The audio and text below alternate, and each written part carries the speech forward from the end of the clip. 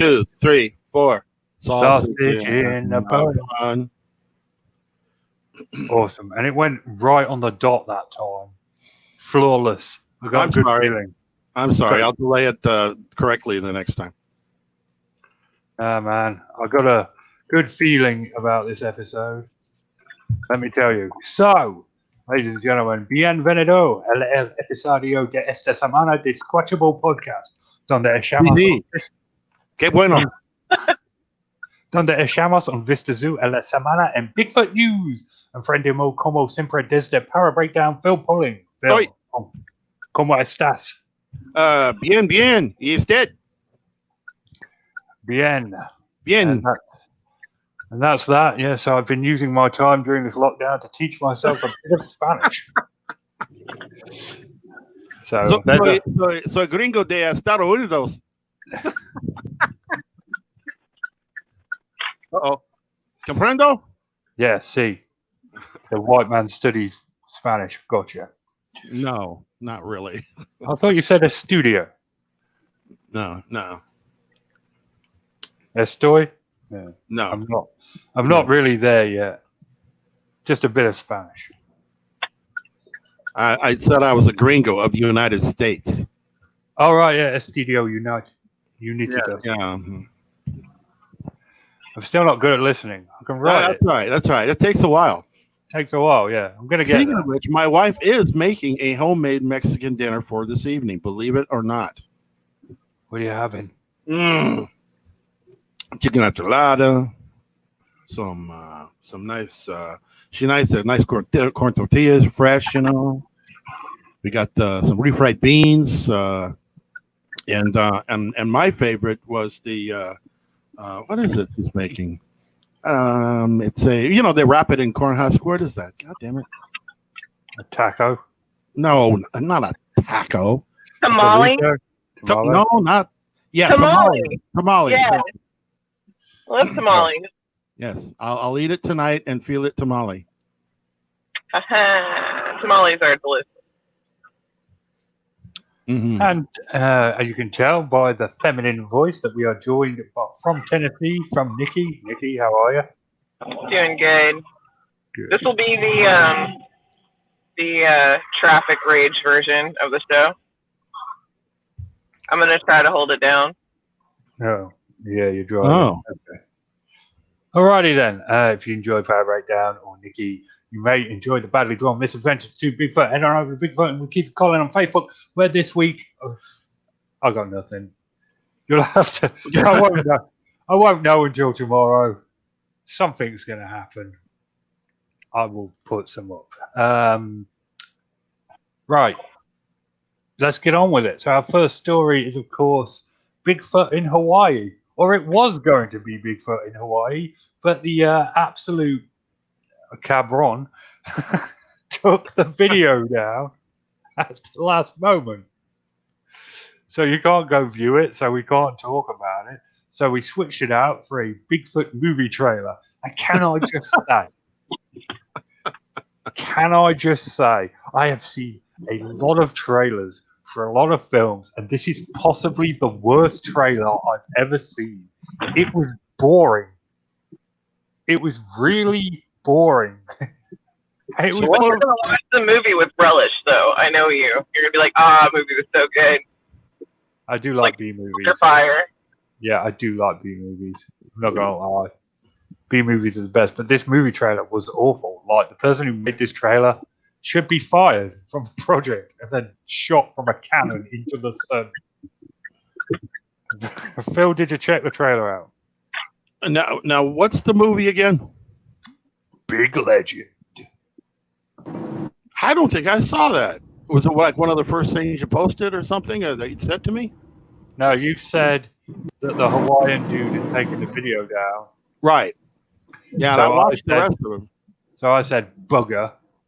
There was some cussing, and then I was like, okay, we'll do commentary on this trailer instead, and I sent you a new trailer. Oh, well, I didn't see it. All right then. Well, that's that then. Nikki, you didn't watch that either, did you? No, I didn't. So okay, I'm the worst. So the trailer starts with a jump scare. The dude in the car, his car gets messed up. There's some weird animal noises, and this crazy old hunter saves him. And he's like, "I want to see the big man." And it's really just after that, it's just a bunch of cliches strung together. It's awful. It's absolutely awful. The link's in the description. But I want to see the big man. You go take me to the big man? no. It was just It was just I want to see the big man. Only like I feel like even though I can't act, I'm acting more than he did. Like it was, I want to see the big man, and then they go to his camp in this trailer. This is in the trailer, mind you. Like it's an actual storyboard. They go to the old hunter's camp, and it's like cliche hunter. Like there's an American flag. There's a bunch of weapons. You know, he gets his legs broken. The other dude's trying to help him, and then we see there's a couple of scenes with the Bigfoot costume in it, and wow, I'm just saying, like we've seen some hoax videos that had a better quality costume than there was in this trailer. Well, that's not the point, though, is it? I mean, the point is all about the story. Yeah, it looks pretty cliche. Looking forward to it. Big legend coming to a cinema never. It'll go I straight want to to see the big DVD. legend. Get me to the big legend. I want to see the big legend. I want to see the big man. Mm-hmm. Does it look worse than the man who shot? Who was it? Yeah. Abraham Lincoln and then Bigfoot or some BS like that. I can't remember. That had what's his face in it with the mustache. So Yeah, Sam Elliott, and it had Aiden Turner, which was the reason why I watched it. And that movie was garbage. Well, Aiden Turner, God love him, is a B-list actor. You know what? I don't care. He's beautiful. Yeah, That's all that matters. He's beautiful, but if you've seen Being Human or Poldark, you know that he's a B-list Whoa. Poldark is great. Poldark and I enjoyed Being Human. Poldark is really good. Wait. Sam Elliott is a B-lister? Is that what you just said? No, he said Aiden Turner. Oh, okay. Okay, yeah, Poldark is kind of good, but the acting is a bit terrible. And Being Human, if you try and defend the acting in that... No, I'm not going to defend the acting in Being Human, but it is a genuinely good show as long as it is the UK version. The American version was way worse. Yeah, you guys suck at adapting British things like Fawlty Towers, Red Dwarf, the IT we did The Office good. We tried to redo the IT. What? We did. We tried to remake that. The IT Crowd, yeah. Seriously, what is it called over in the US? Because I love the IT Crowd. No, it's not the IT. Yeah, it is the IT Crowd. There's a pilot for the IT Crowd and the In-Betweeners. Tried that as well. Oh, okay. Yeah, I didn't know that they tried to Americanize IT I don't know if they can redo the IT Crowd over here. I love that. Well, they tried. There's a pilot on YouTube. It's got the same. It's got Richard Ackiled. I don't know how to spell his last name, but you know the guy who played Moss in it. But yeah, apart from that, no. He was also in Pirate Radio, right? Yeah, he's done a lot of stuff now. These days, he hosts the Crystal Maze. So. Oh, cool. Yeah, I like him. That's a British institution. Okay. Do we have any sponsors this week? We do, actually. Roll one of those bad boys out. See, the thing is, if you about to be up out this biatch, check it. Peep Delta. We be flying all over this bitch. Let me ask you something. You finna raise up and get your travel on? From the interior to the exterior, you got to get your posterior in one of these big-ass planes. Dog, you lay in the cut straight sitting on your ass and getting your drink on and your snack on while we floss and fly this mofo all over this bitch. East Coast, West Coast, it don't matter. Nia will get you to your hoe and back lickety-split. No shit. Then you be back at your crib chilling with a flat spliff, thinking we was some crazy-ass angel. Hell, these fat, round, thick-ass vessels run up in the sky so deep, it be crying. Yeah, you thought it was rain. So bring a towel, because at Delta, it's laid out like that. Call one of these fly-ass Delta coochies and make all them punk-ass co-workers of yours catch the vapors and you be off and about. You going? We fly you there. You been? We done already flew up in there. We got you covered like a Jimmy hat. At Delta, we loves us some flying, and it be showing like a motherfucker. New sponsor. New sponsor. I like him. I like the cut of his jib. As someone from Memphis, I appreciate that. Well, there you go. It's got the Tennessee stamp of approval. What else? Well, this is one of their test spots that they came up with, and they're kind of making different spots for different parts of the country. And I don't know what part of the country this is supposed to be, but it's rather entertaining. Sounded like a good old boy to me. I'm going to say so. Yeah, well, yeah, it could have been. Yeah. All right, moving on. No. Power Breakdown. Right, yes, Power Breakdown. I assume that you actually watched this, Phil, because you did it. After I made it, no. Power Breakdown returns. Finally, we get another Power Breakdown. It's been missed, especially on this show. A 3-minute video. We see a shadow moving behind some bushes. It's zoomed and stabilized. We continue to watch it for 3 minutes. This dude walking behind some bushes. And, well, what else can you say? It's obviously a person because it struggles in a couple of places to move through the bush. And, you know, an animal native to that environment wouldn't struggle. But good effort, you know, make hoaxes great again. That's what I say. Get me a red hat and I'll put that on it. Well, it was hard to see because the edit on it was not the stable. It wasn't just the stable version of it sitting on the tripod. It was on the tripod the whole time, and I didn't actually show the spot where it was just sitting on the tripod and seeing it at a distance. So I've had people comment that, oh yeah, it's supposed to be on a tripod, but you can actually see it following the guy in the suit. And I'm, you know, on the video it actually says following action added, you know. Yeah. So I guess they don't know what that means, but it was, you know, the edit follows the action and zooms in.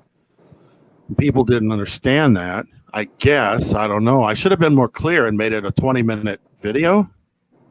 Yeah, you needed it to be 20 minutes to realize that wasn't a middle-aged man that was going on a hike, struggling through the trees. And what does he have in his hand? Some suggested he was reading a newspaper, which people just don't do anymore, especially in costume out in the woods. Or maybe they do. And then another said it's probably an iPad or an iPhone, right? Okay, I cranked that up. Sorry. That volume up. There's nothing like the sound of traffic in the background to move this podcast. Sorry, I apologize. I didn't know I was gonna wake up so late. Where are you at, Nikki? What do you mean? Are you at I'm home? in Memphis. I'm in Memphis. Are you at home or are you like on the No, road? no, I'm on the road. Remember the old days when you guys used to make fun of me for using my blinker? Yeah. Welcome back. Okay. Let me hear that blinker. Oh, okay. I've not been using it for the first time ever to keep you from going like, why turn on your blinker every 5 seconds? All right.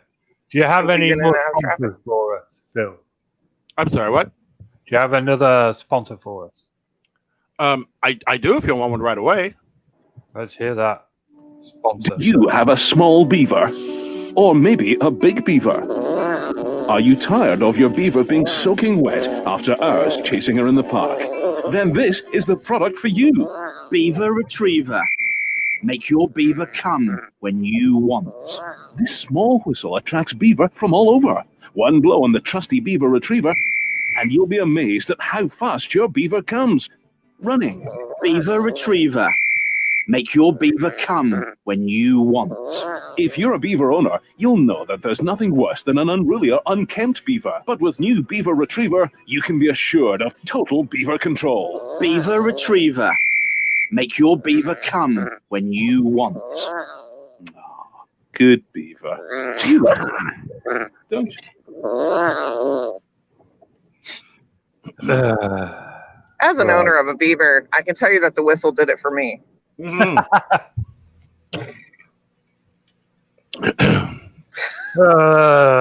Right. Where are we? We are I at don't know. our next video. Proof that Bigfoot is real. That's the title of the video. It's on an old VCR camera. You know, one of them big bulky ones where the tape goes in. You can tell because it's got the date and stuff in the corner and it's all grainy and stuff. A man is out Bigfooting. He walks through some trees. He finds a footprint. There's more walking. He finds more footprints. He drops the camera. Fin. That's Fin. it. Yeah. It's terrible. This is the quality. This is what the coronavirus has brought me to. Is finding videos like this that no one should be talking about because it's awful. But this is the level of Bigfoot news that I have for you, ladies and gentlemen. And all I can say is Lo siento. Lo siento. Lo siento. Adios. Adios. Lo siento. Sayonara. Yo soy Yeah. un pescado.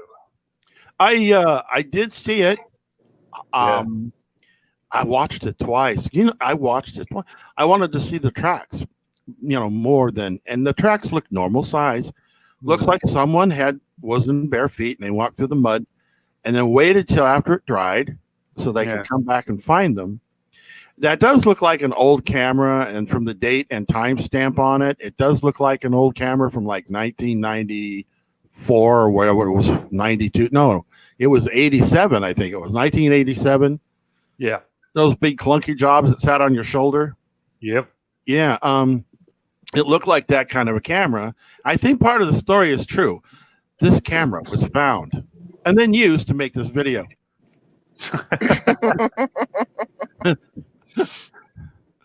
But yeah, it was supposed to be like, the found camera. And can you imagine what kind of shape an old VHS videotape would be after being like in the woods since 1987? Well, I imagine it wouldn't work. Yeah. You would be correct. I think they were trying to go for like a Gable film thing. Only they didn't put any effort into it at all. Yeah, it kind of reminded me of the Freeman footage type thing that was in '94. Yeah. It had the same kind of video quality to it, but worse even. There he goes. There you go. But the thing is, at the end, he just drops the camera. I mean, there's no sound. There's no sound of anything coming up behind him. There's no like, or anything before he drops the camera. It's just, hey, I'll drop the camera here and wait. I won't walk away. You won't hear me. It's just like, okay, that's it. That's how it's going to end. And of course, under the category it was listed under was comedy. That's true. So it was obviously a spoof. Yeah. It just wasn't a very good spoof. No. But do we have any sponsors? Yeah. Are you in a band? Are you missing that something special that's keeping you from greatness? Chances are it's your drummer. Some of them are rubbish, but not The Master Beater. Chances are he's knocking out one now. The Master Beater is one of the UK's top session drummers with years of experience at creating wild drum patterns. So if you need a quick one knocked out, he's your man. He's been playing with others and himself since he was old enough to hold a stick and can knock a quick one off the wrist at the drop of a hat. The Master Beater. Chances are he's knocking out one now. He's very versatile and unlike most can use either hand and has even been known to swap hands during a performance. And his signature move, the two-hand Jimmy Shand, is legendary. Although beware, he sometimes beats too hard. In fact, he once went through 4 skins in one night. The Master Beater. Chances are he's knocking out one now. If you ask nicely, he may even crack one off in front of you. It's like there was a double meaning there, but I don't understand what it was. You mean the double entendre? Yes. That's French. We're doing Spanish this week. I'm sorry. How do you say double entendre in Spanish? It's double entendre. Yeah, it's French. Yeah. But how do you say it in Spanish? You can't speak French in Spanish, Nikki. Well, that's like, hey, give me a taco. Can you say that in Spanish, please? Can you say that in Spanish? El Taco? Unless you're at Taco Bell, then it's the El Tacorito.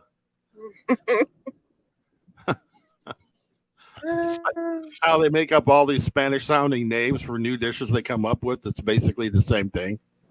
Yeah. Oh, what can we make this week? Well, I don't know. Let's see what we got. Well, we got cheese. We got beef. We got beans. We got salsa. We can make something out of that. We could totally get the ball rolling with this. But this time we have a hard shell and a soft shell. Right. We'll put them together. Yes, this is new. The Nacho Toriento. What does that mean? I don't know. It Sounds means good. It sounds Spanish. And that's how that's the whole. And we'll throw in some curly fries. That's right. Don't get more Spanish than a curly fry, let me tell you. Some nacho fries. We have those over here. I don't know if they made them to the UK, but Taco Bell does have nacho fries. Oh, Mexican They're disgusting. cuisine is only just coming over here. Absolutely disgusting. And I love Mexican food, so that's a plus for me. Taco Bell is not Mexican food. No, not really. No, Even the I mean, Mexican food in the US is not Mexican food. It makes me No, sad every time I not go. really. I'm like, no, I'm talking about the Mexican food you get from the Mexican, pop-up restaurants in the vans and stuff. oh, in the okay. trucks and stuff, the food trucks. Oh, yeah. Oh, those the are delicious. actual bona fide Mexican food See, now you're cooking. that I could get when I lived in America. That's only just making its way over here now. Wow. I mean, I would like some Mexican immigrants. Don't get me wrong. I mean, please. But anyway, we're getting off topic. Where are we? We are at. About Mexican food. We're talking about Mexican food. That's got nothing to Bigfoot do likes with. Mexican food. There, see, it's relevant now. He is known for that. I mean, they do bait Sasquatch traps with enchiladas. So Yeah.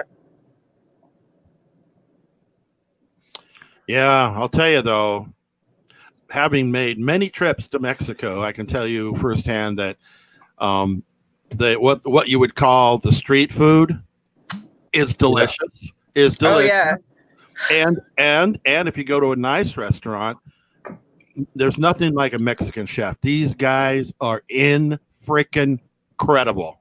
The stuff they come up with. Yeah, I've went to Mexico, but never really nice places. So there's been no nice restaurants. But the first thing they told us, our group, is do not eat street food. And the first thing I did was eat street food. I have done that so many times. I have only wound up with parasites once. Yeah, That was my fault. I did get sick. Some guy was cooking up shellfish, shrimp, and so forth, fresh on the beach. With all of your your veg, your green peppers, red peppers, and things of that nature, and you just put it into a paper plate and hand it to you, and you just kind of use your fingers and just shovel it in, right? Yeah. I actually got sick off of that the next day, so it wasn't. Mine was a snow cone. The same guy used to come through. I think it was Reynosa, every time, and he always bottled water. And boop, boop, boop, boop, boop. hold on. Oh no. Bop, bop, bop, bop, bop. Okay, well, Nikki's out for the count now. Sorry, he always had bottled water. And so I just assumed there was a new guy, but I was like, oh, it's the same cart. That should be fine, right? No, Right. it wasn't okay. No. Uh-oh. It was not okay. All And I right. wound up with Anyway, parasites. if we could just desperately get back on to the news. Cheeseburger with parasites. A question for the ages. Can Sasquatch catch the coronavirus? I don't know what that's got to do with this. This is about a Bigfoot conference that instead of you going to was live streamed. Maybe yes, maybe no, but the organizers are making sure attendance of the upcoming Sasquatch Rendezvous are making sure they can't, since they've shifted from an in-person convention to a live stream series of presentations. Well, featuring Tom Cantrell, Oh God. who is an Enumclaw local. Is that supposed to be Native American? Is he claiming to be Native American now? Because you don't get much whiter. No, he just lives in Enumclaw. Oh, right. Who was the head of last year's 3rd annual International Conference for Primal People at the Field House. Mm. Cantrell is just one of 8 presenters who's come prepared with their own stories, artifacts, and research for Sasquatch Rendezvous. He's been called a mainstay of the Bigfoot community.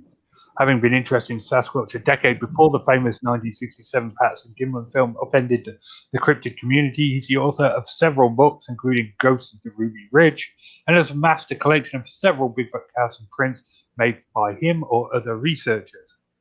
Ron Moorhead is another staple. Professor Mitchell Townsend will also make an appearance. He made his mark in the Sasquatch community when he discovered what he said was the only recovered dental impression of the cryptid. Where's that for real? The Woo crowd. Ah, yeah, Woo Warriors. Other presenters include paranormal podcasters Toby Johnson of Strange Brew Radio, Timothy Redner of Strange Familiars, encounter investigators and educators Scott Taylor, and Robin Roberts, enthusiast and researcher Kevin Carney. Each presentation will last around 40 minutes with another 15-minute Q&A period. The schedule can be found online at www.sasquatchrendezvous.com/sponsors1, which is where you can also buy tickets for $40. Alternatively, you can just take your money and flush it down the toilet. Warriors. Yeah, I know. We have a conference going on in this neck of the woods too. Talk about it. Yeah, well, there's a commercial on it here actually. Oh dear, I walked into this one. Maybe I don't know. Spring has sprung. The birds are chirping, the flowers are blooming, and we're partying.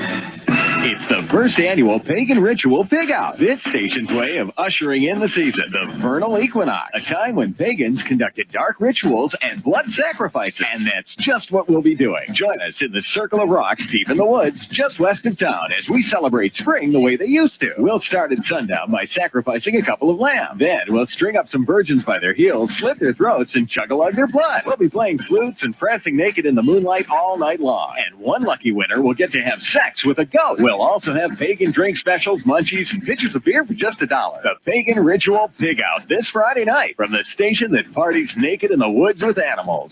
Yeah, I'm probably going to be grabbing my camera and going to head out there this coming Friday night. Nice. Should be a lot of fun. Sounds like it's going to be a good laugh. Yeah, so screw that last one. That's about Woo Warriors. We don't care about them. No. Bunch of nutters. Tom Cantrell especially. Belling. Yeah. Let's move on to our final story, my favorite of the night.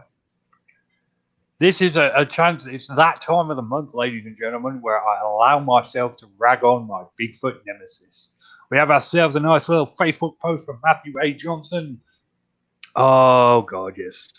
Sorry to break the news. Ever since the Exodus, in capital letters, so you know it's important, in June of 2016, Zorth, again capital letters, so you know it's important, has been adamant about the fact that there is no Bigfoot alien connection. However, he has also been adamant that there is a Trachon alien connection. For those of you who don't know, that the Trachon are the bad Bigfoot. Ooh. It's important to know the difference between the Bigfoot Xanu and the Trachon. To learn more about that facts, truth, again in capital letters, so for importance, please take the time to read both books. He's got a second book now. Please click on the link below. www.xanu.com/product category Bigfoot books. If you buy his book, I will find you and rip your balls off. Do not send him money. And if someone gives you the book, then before reading it, smoke yourself at least 3 bowls, okay? Absolutely. At a minimum. His last book was 90% other people's testimonials. And the small portion that he did write was, well, he needs an editor. Let's put it like that. So what do you think about that, Phil? There is no connection between Bigfoot and UFOs, but there is a big connection between evil Bigfoot and UFOs. Now, how does he know there's no connection between Bigfoots and UFOs? Just because Zorf said so? Zorf told him. So he believes this Zorf character? Of course he does. You know, Zorf has been his constant companion through his whole Bigfoot. How does he know he's not being deceived? Maybe Zorf is just using him. That's what I was saying. Yeah. You know, Maybe Zorf is a Trachon. it's like here's a human that we can use for our own benefit, and he will spread the word just how mean and badass we are, or how nice we are. And when they get close, there you go, boom. We lower the boom on them. Probed right in the butt. Yeah. And That's and possible. the poor doctor is so naive he believes it. Naive. Yeah, that's one word for him. That's the word I'm going to use right now. Yeah, I would go with that, naive. So yeah, according to the mind speak of Zorth, yeah, there is no connection between Bigfoot and UFOs. Why is this, you ask? Well, it's because somebody else wrote a book. The Bigfoot Alien Connection is the title of the book. Can't have that. Can't have other people, you know, stealing Matthew Johnson's cultists. That'd just be wrong. You know, the King of Wu has to protect the crown. Here we go. Oh no, it's a film by Ronald C. Mayer and Alan McGaggle. The Bigfoot Alien Connection revealed. Bagaggle? McGaggle. Me gargle. No, me gargle. It's even worse than you thought. M-E-G-A-R-G-L-E. Me gargle. Okay. The Bigfoot Alien Connection revealed. And that is why he posted that. So he wants to finagle with Bagaggle. Because Maybe Bagaggle actually stole some of his made up ideas, and he's upset about that. perhaps. I mean, since he ripped all his ideas off Scientology, I don't see that, you know, he's got any room to complain. But here's the thing that annoys me the most about this situation, right? He talks about the Exodus in this, and for those of you who don't know what the Exodus is, he opened a portal to the Bigfoot homeworld and brought 27,000 Bigfoot to here. I know for a fact that he's anti-immigration. So this man allowed 27,000 undocumented illegal aliens into your country who are after your jobs and women. So at the very least, he's a hypocrite, ladies and gentlemen. At the very least. Well, I think that what he meant by the Exodus was from the one research area in Oregon. Remember, they left that area because of all the people coming into it, and they went to a different area. Oh, don't get me started on that. That was such a waste. That was the Exodus. That was the Exodus. The trolls found Sohar, and he had to abandon it. That's right. So by the time everyone showed up to make proof that it was bull crap, he had an excuse that, well, they weren't there anymore. See, that's why he didn't see him. And my favorite part about that whole thing was Steve Alcorn messaged me and was like, dude, why aren't you blogging about the fact that Stephen Struford and Jamie Wayne went to Sohar? And I was like, well, it doesn't really matter because, you know, in a few days he's going to say that the Bigfoot told him that it was time to relocate and that place was polluted. And the next day, that's exactly what he did. That was my favorite thing of the whole thing. Yeah, that was a tough call, huh? I mean, it was so Oh, obvious. they're not there. But yeah, Matthew Johnson is a I don't know the Spanish, but Twat He's not- waffle. twat waffle works. Oh, So, Phil, what have you got coming out at midnight at the Oasis tonight? Skinwalker Ranch. Skinwalker Ranch. Speaking of absolute horse crap, I will be addressing the history, the historical references or hysterical references to the Skinwalker and Native American culture, and trying to connect the dots between that and what Skinwalker Ranch had been known to become. the historical of his Skinwalker Ranch, or just No, historical references of the Skinwalker. oh right, the Native American version. Oh, Yeah. that makes sense. I was going to say the historical references of the ranch. Well, a couple of people wanted to sell a ranch. That's where the story begins and ends. Well, not really. It was a reporter, a newspaper reporter, who got a hold of these two, and they came up with this crazy story to sell in the newspaper. That's how it started back in '96. Hi, have you read the book? No, I really don't need to. I strongly recommend you get the book, especially in this lockdown situation. There's a lot of pages there. You know, toilet Yeah. paper is very hard to come by. I was just gonna say, It's it's a book of circumstantial. Well, it's not even circumstantial. It's just plain made up. There's no evidence, nothing. Skinwalker Ranch, in my mind, is below the Oak Island Winter Pit. well, it's topical because of the TV show. Hi. I mean, it's your show. I'll listen to it. But can I just say, ladies and gentlemen, if you have not listened to last week's Midnight Oasis, go over and give it a listen now. You're in for a treat. Phil does justice to one of my favorite true crime stories of all time. Which one was that? The killing of Ken Rex McElroy. Oh yes, yeah, the murder. It's a blatant murder. Now the thing is though that my subs, they don't expect that kind of a story. Oh, So a lot of them asked where Bigfoot came into it, man. but I didn't care. It's a good story. It's something people need to listen to. It's like it's random. It's a random convergence of multiple facts that causes you to question everything. It is the exception to the rule. The town was totally justified to kill him. Or the exception to the law, Exactly. or the letter of the law. Yeah, it is a mind freak. It's a total mindfuck. Yeah. And, what'd you say? What? Oh damn! And I just said mind freak, and then he has I know. Hey, I didn't cuss once, and I know. It's my bad. It's my bad. Okay. I messed up there.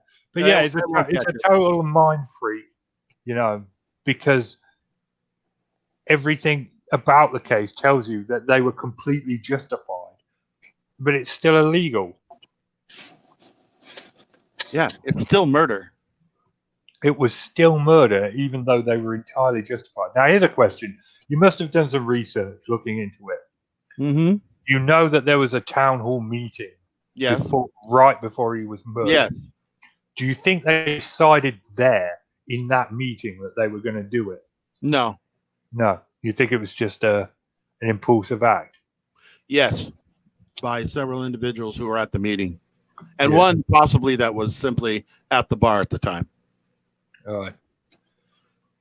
No, their goal, I think, was to basically keep them away from the four witnesses and stop him from intimidating them in regards to his case that was pending, and which he did all the time, and that's how he usually got off.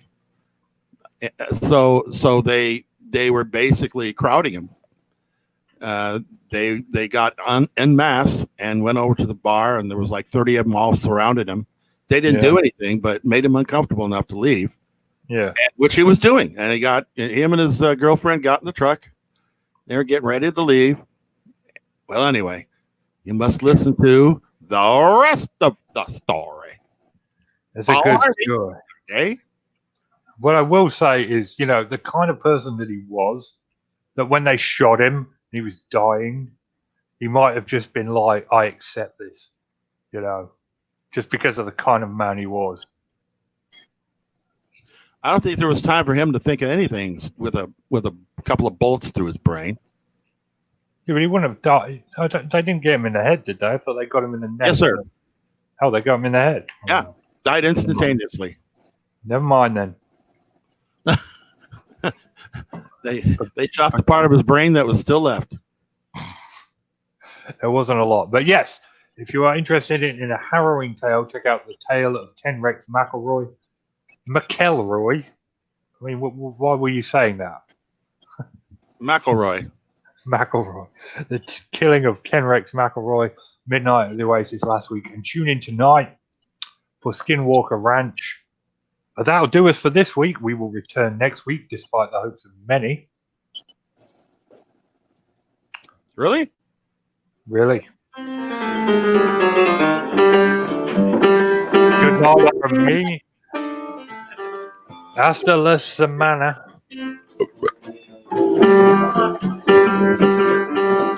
Adios.